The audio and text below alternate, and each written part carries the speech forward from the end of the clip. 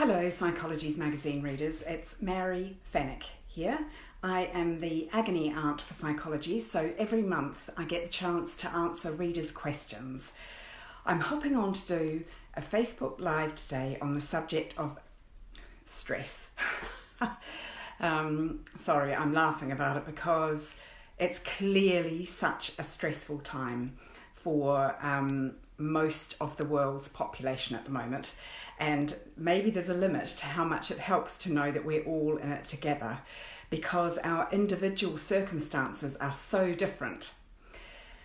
I've been thinking a lot about stress for a number of reasons. One is, thinking about stress for myself, my own work, thinking about stress for my clients, and just thinking about stress because also I'm writing a piece about stress for a work website where I do coaching with teams and leaders in corporates.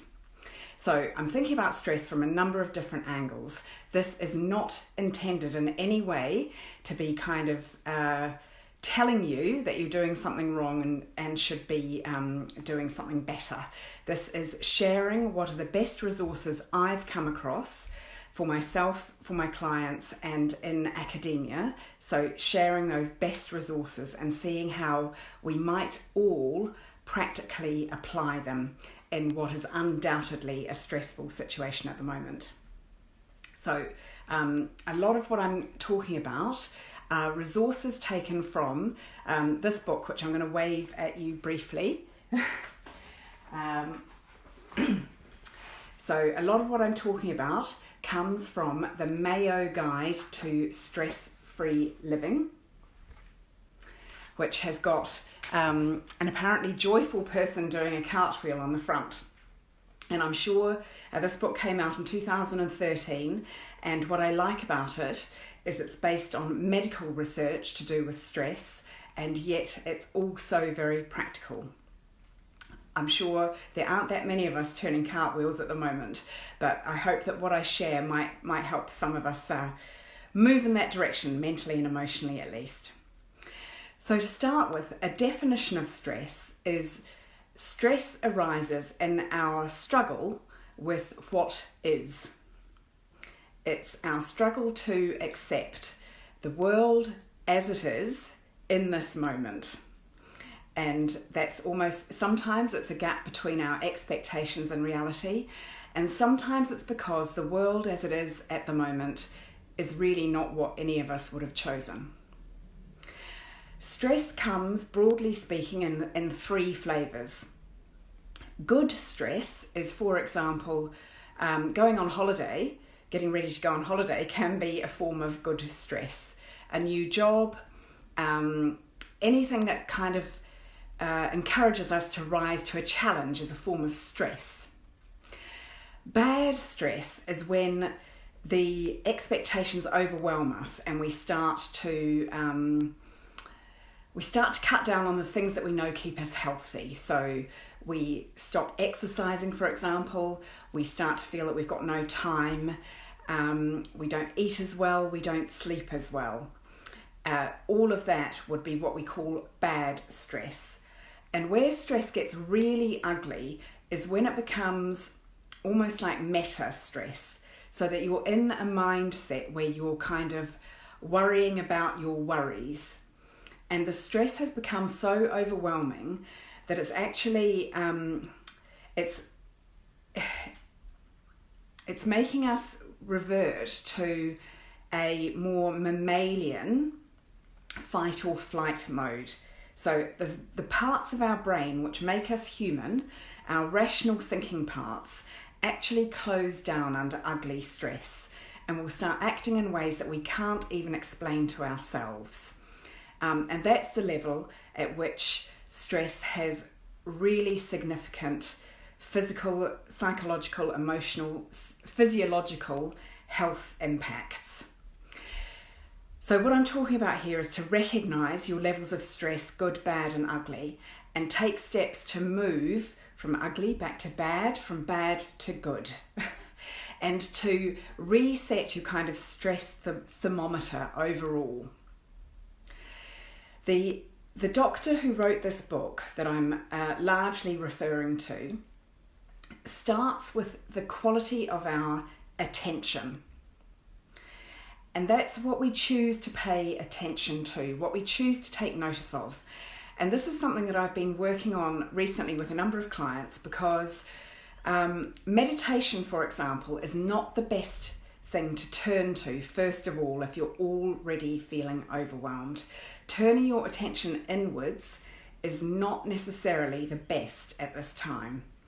What can help more is to deliberately focus our attention outwardly, and to focus our attention on the now.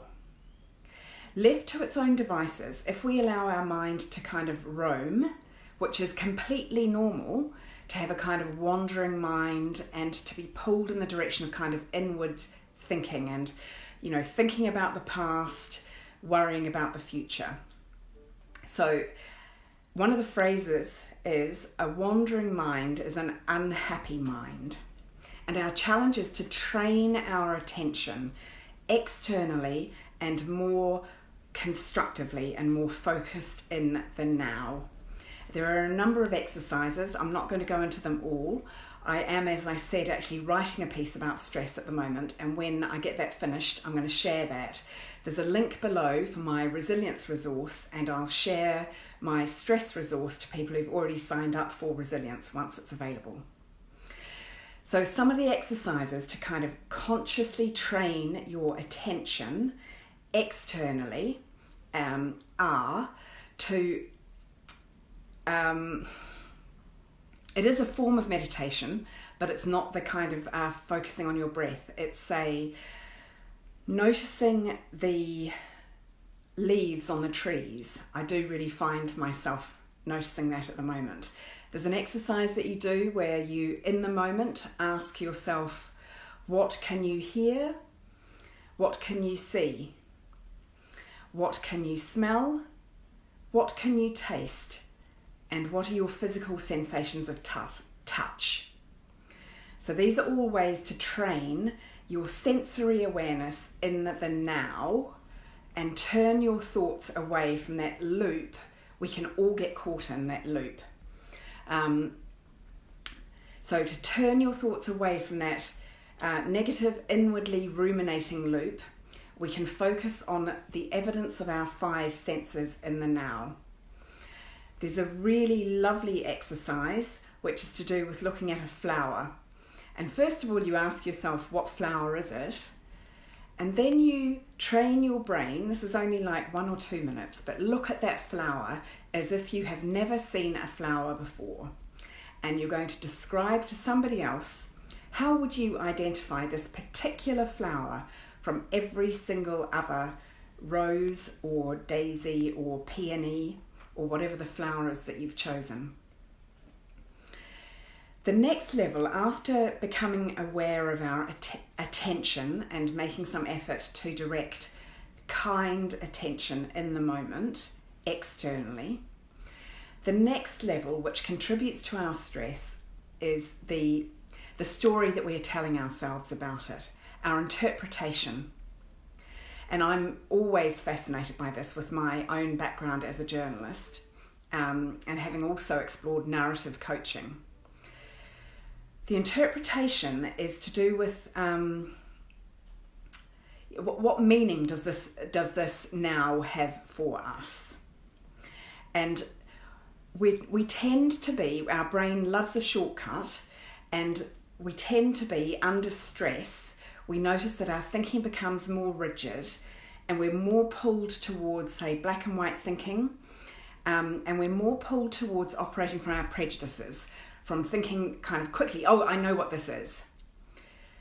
Whereas it's more helpful if we can get in touch somehow with our sense of values, our sense of, this is how I intend to live my life, in alignment with greater values, because we do know that at the end of our lives, we're not going to care so much about, in fact, what we're going through at the moment, the story of how this is going to have meaning in our lives at the end of our lives is not yet written. we do have a choice how we interpret it, and we can interpret it in line with our greater values, our values to do with meaning and connection and the greater good and what ultimately matters to most of us, which is a combination of love and service. And then those elements of love and service feed into the third element, which has a major protective value when it comes to dealing with stress, and that's our connection with other people. And we talk a lot on the Psychologies magazine page about our tribe, or the group of people that we choose, which might be partly our family, might be partly our friends. But we do have choices about who's in our tribe. One way of thinking about who's in your real inner circle is to think about who, out of all the people that you know, if you won the lottery, who out of the people that you know would be genuinely pleased for you.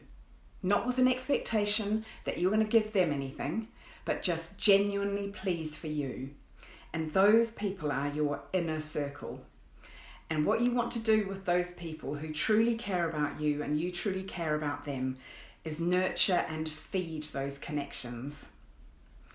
There's also an element within our wider connections where we need to weed our tribe and be really conscious of those connections which are not feeding our own search and our own pursuit of those higher values. So I hope that these thoughts about stress are helpful to you. Just to recap, I've talked about stress in terms of the good, the bad, and the ugly. And I've talked about stress in terms of how we can train our attention in the moment externally, because a wandering mind is an unhappy mind. I've also talked about how we can make a choice about the stories that we tell ourselves, how we interpret what we're noticing, and how we can choose to base those interpretations on our higher values to do with love and service. And lastly, how we protect ourselves in the longer term by the quality of our connections with other people, and how we can grow those positive connections. And actually, in a weird way, this is a great time to do that. So sign up below if you are interested in getting my resource on resilience or stress when it comes out. Have a look for the Psychologies magazine connected community page on Facebook. And if you haven't already, please think about subscribing to our magazine, because we are a lovely community. As I've said so many times before, I was a fan long before I started writing for Psychologies magazine, and it's deep, deep in my heart. Thank you for joining me today, and I look forward to connecting with you again soon. Bye.